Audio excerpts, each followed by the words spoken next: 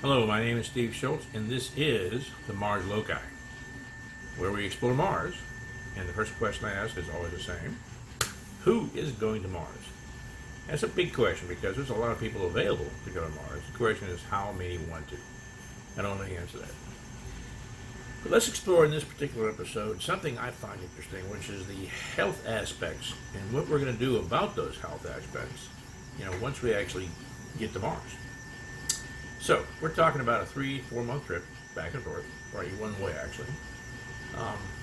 And the reality is that once Musk gets the spaceships up and running, he's planning on having about a trip a day, maybe even 2 trips a day, and that's good. That means you'll be able to make it back and forth from Mars to Earth, routinely. I wouldn't say quickly. Yeah, this is a 6-month trip, or a 4-month trip, or a 3-month trip, depending where it's at. Around the Earth's rotation from us. The deal, of course, is that at some points Mars are closer to Earth, at some points Mars much farther away from Earth. So, makes it a lot longer to go when it's farther away. So essentially what should happen, and I'm pretty sure it will, is that most of the people will be transferred when Mars is closest, and a lot of the trips will still be made when Mars is a farther away point, but they'll be mostly supplies. And like anything, we hope to be sending from Mars back to Earth valuable stuff like uranium and platinum and gold, whatever it works out to be.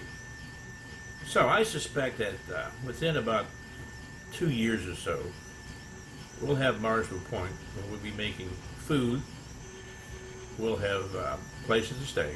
And let's talk about that for a second, because the critical thing about Mars is that there's no atmosphere to stop any kind of ionizing activity or radiation coming from the sun and wherever. So you really have to have more than just a pressurized suit. You've got to have something to stop radiation. So if you're going to live in an outside dwelling, or dwelling on the surface, I should say, that dwelling's going to have some way to stop radiation. And there's a couple ways to do that. I think we explored one way earlier where you can do a double shield, and have water between the shield, or between the 2 layers, so to speak.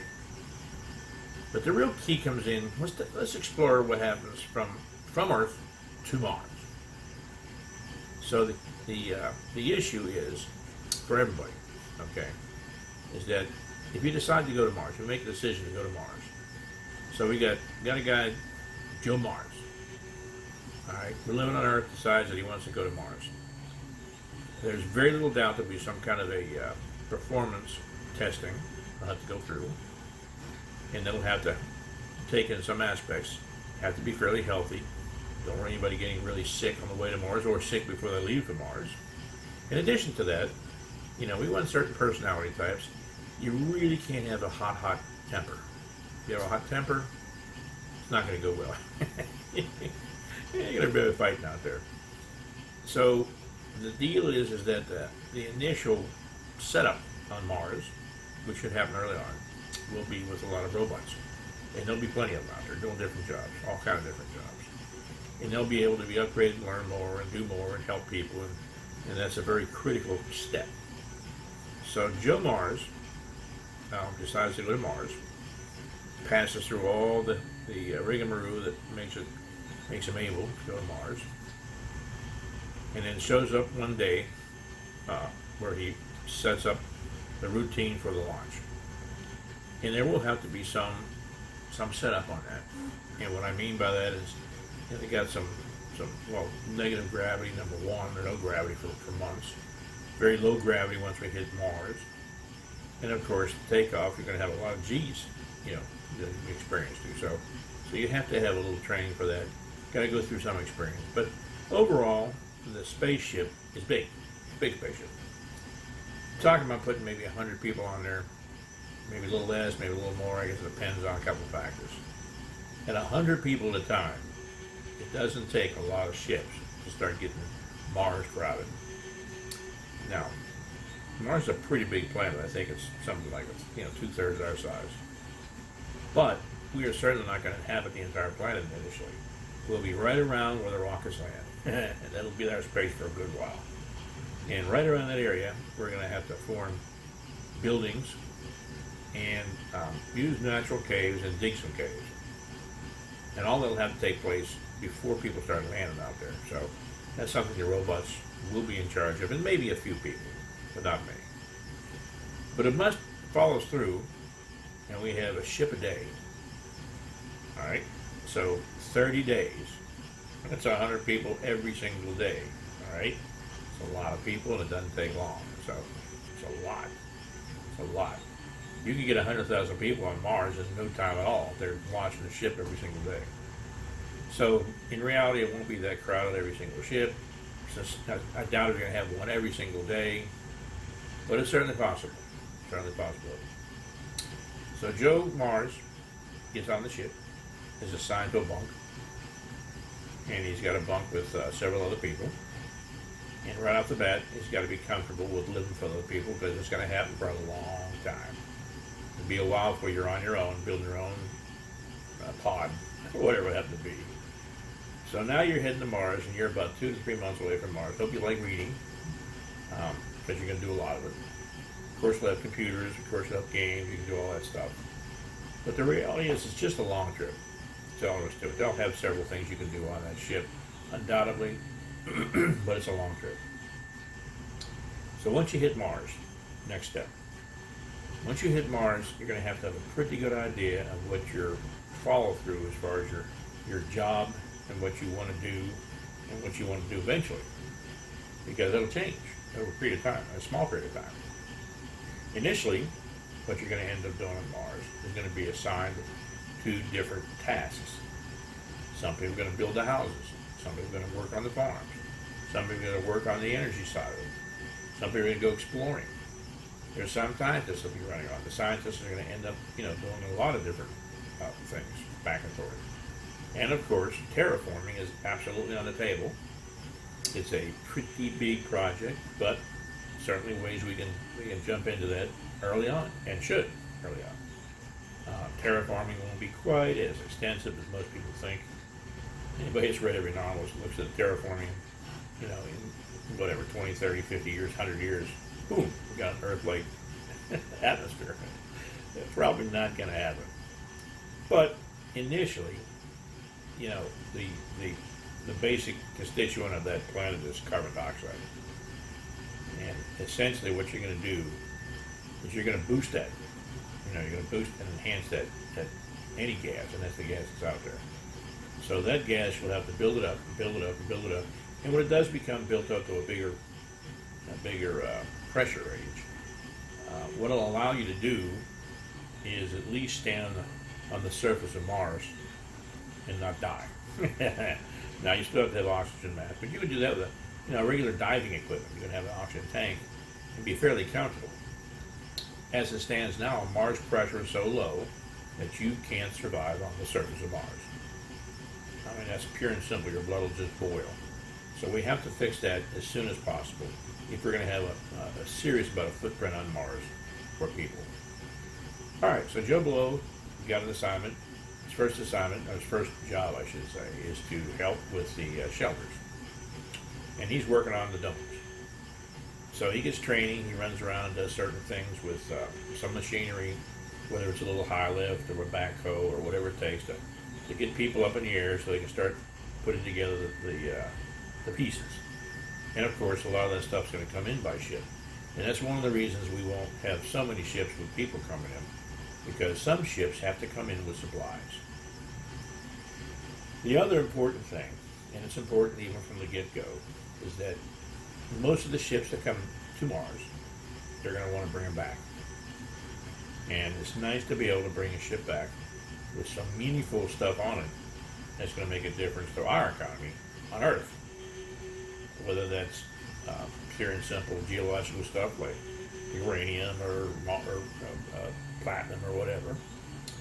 But there's other stuff they can bring back and forth. That's one of the main ones, obviously. So those are things that have to be established early. And a lot of the personnel will be on the mining ships or the digging ships or the ships that explore and go find things. And of course, if you find something that's a fair distance from your original encampment, you're going to have transportation.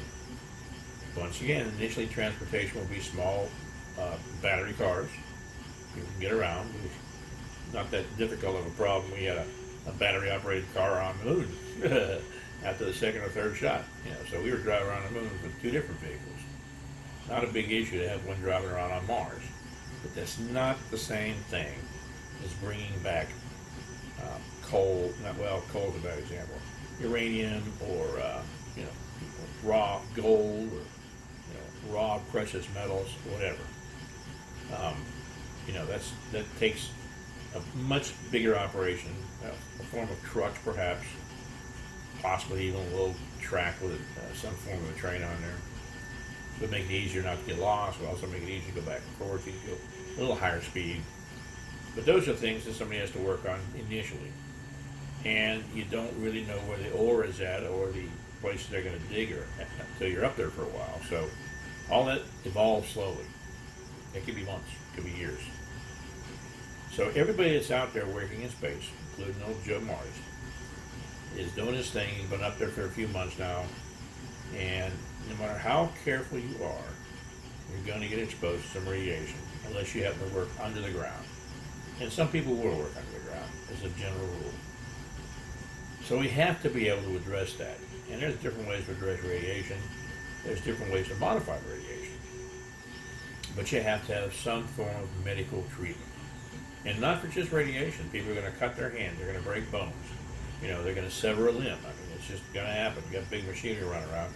It's not that tough to have it. And the problem with something very catastrophic, like someone severing a limb or a hand, is that if they're out on the planet and that occurs, that's a death sentence unless they can seal that very quickly. So those suits have to be able to be modified with that in mind. And then, of course, we have to have doctors and places to work on. So it's not difficult to bring medical equipment up. That'll happen in a very early cycle. But the doctors that are on Mars, or the people that work on Mars, have some specific requirements. Number one, obviously, they have to have a pretty wide margin of knowledge so they can work on everything. Around Earth, you have a lot of specializations. You have gastroenterologists, you have cardiologists, all this different things. You're not going to have that many doctors initially up there, perhaps in a fair short time, but not initially. So even things like setting a leg, a cut, a very bad injury, or even worse, a sickness. You got a fairly contained environment, so if it turns out that there becomes a pathogen that can be spread around, that's a problem. That's a big problem. In fact, that can wipe out the entire Mars environment or the loci.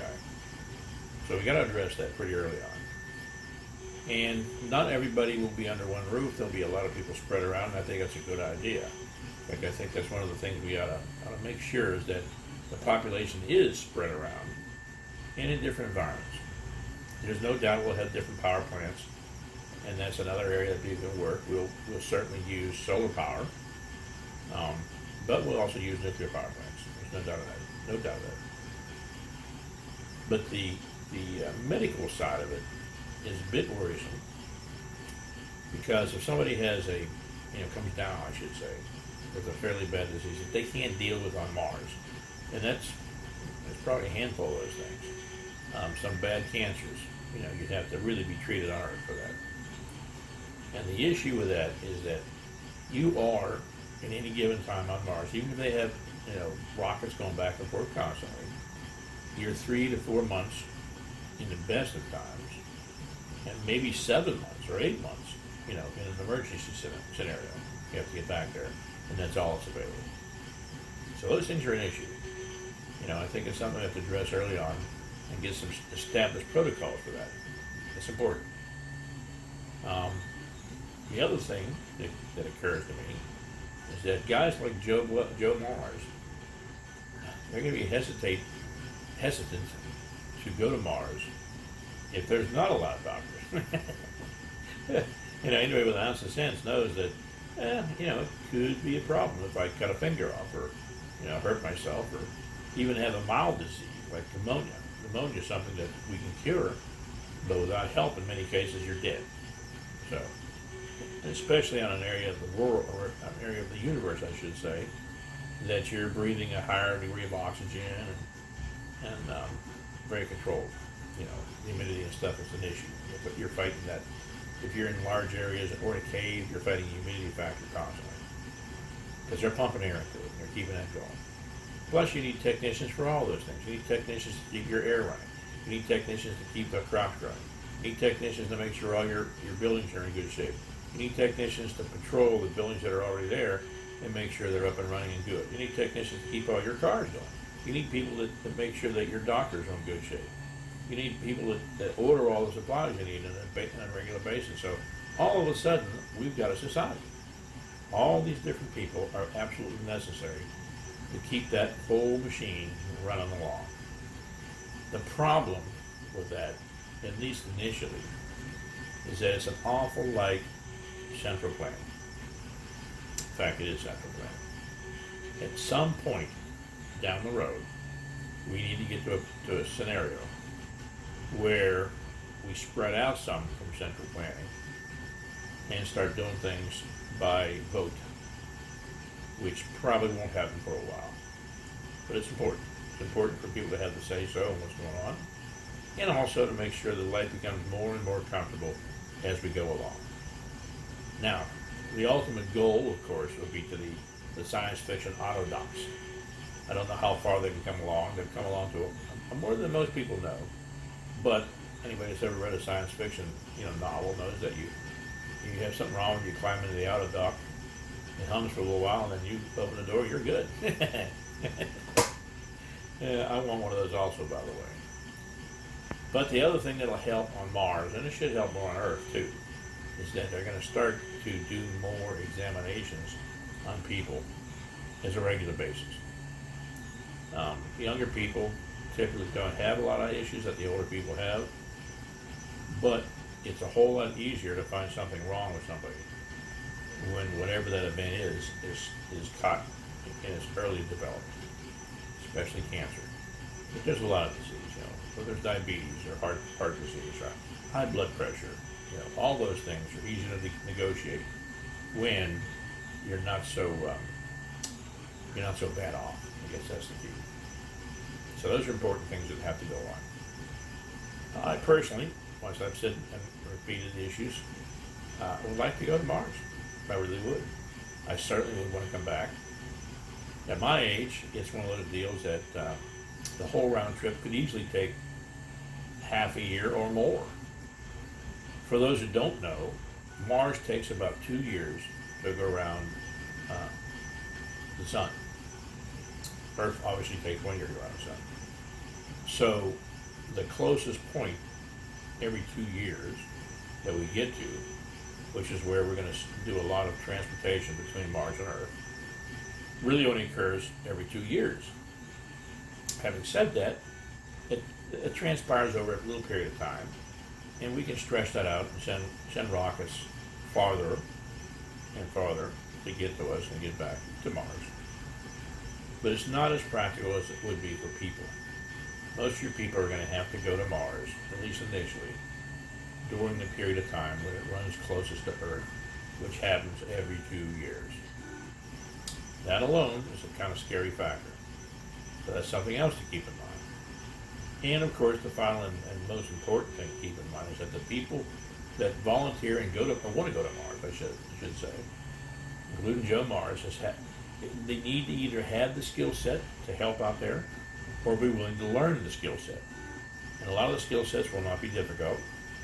And once you get on Mars and begin a vocation, at least a vocation initially, you're going to get training. There's no doubt about that. They're going to train you how to do it because they're specialized systems. These are systems that are designed to do special things. Whether it's operating the nuclear power plants here and there, or setting up the photovoltaic systems or areas, building if it's a dome, building a geodesic dome, or keeping track of your air filter systems. All these things have to be done, and they'll have to be trained, so they'll have to be set up for that on Earth. The good news is that there'll be a lot of robots around, and the robots will be able to do much of these especially the repetitive tasks. In fact, they'll even be able to do the non-repetitive tasks. But somebody has to keep track of the robots, so that's another issue. You have to have that happen all the time. And the big issue with robots, at least for the foreseeable future, is that they don't initiate a lot of thought. At least I hope they don't. It'd be a bad thing if they initiate a lot of thought.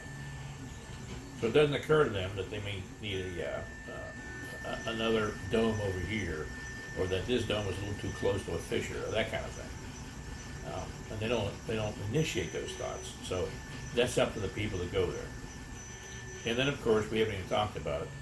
There has to be some political system, some political glue that holds everybody together. And we did go over that very briefly. I believe there should be a democracy of some form, obviously. And that can be voted on. That certainly can be voted on. It's not going to be very important for the first year or two, but it'll become more important. And then one of the most important jobs that people will have up there, and it won't be a single job, it'll probably be something that you do on the side, which will happen a lot. A lot of people have 2 or 3 jobs. Will be to be a policeman or a detective. No matter how much people look into people's personalities, when they get up to Mars, things are going to happen. People get mad at other people. People have a problem with something. People have an accident. It doesn't make any difference. At some point, you're going to have somebody getting killed. It won't be an accident. It will be a purposeful event. So those things are going to happen. We have to be able to address that. Possibly a prison. So, anyway, those are a couple things. Those are a few thoughts on our trip to Mars, on the initial trip to Mars, within the first, 3-4 years, that direction. At the end of this little deal, once again, you'll have an email. Send me your thoughts. Let me know what you think of it. Be glad to go over those online and on the next podcast, and let people know what you think, what I think about your suggestions. And until that time, we appreciate you watching. Thank you.